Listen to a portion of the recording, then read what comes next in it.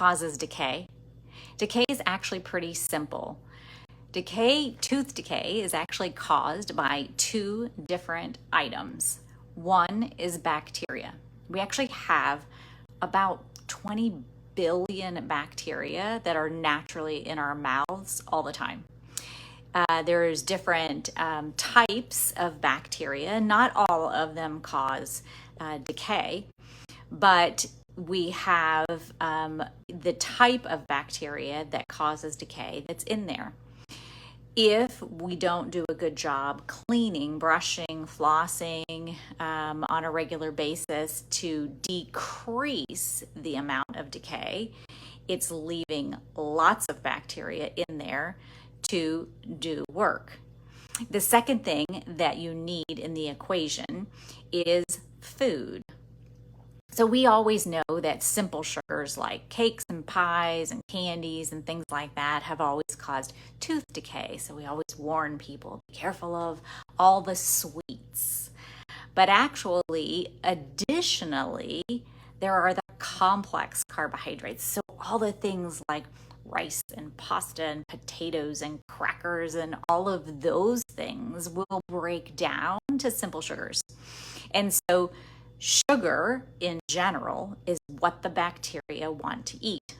And when they eat the sugar, then they actually excrete acid, and that acid eats into the tooth structure.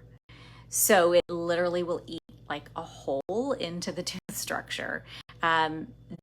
So when we talk about in dentistry how important it is to brush and floss and make sure that you're doing a good job and getting all the plaque off, which is kind of sort of like a big home of bacteria, when we say to make sure that you do a really good job of getting the bacteria diminished, we're also wanting to make sure that we're not eating a lot of those types of sugars, but additionally, when we do eat them, because we all indulge in them, to make sure that you're cleaning really well so that those sweets, those simple sugars, complex sugars, they're all removed. So when you're brushing and flossing, you're getting those sugars out of your mouth so that the bacteria that might be remaining don't have something to feed on.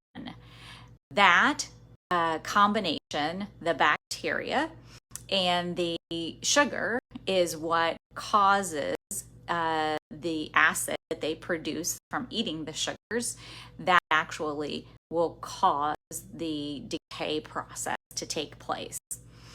Sometimes when we talk to children about them, we'll say that there are sugar bugs, and while there are not literally bugs that you need to call the exterminator for, if we think about bacteria as germs, those are how we're trying to translate or express to the children that the sugar bugs, the bugs that like sugar, we need to get those off of your teeth.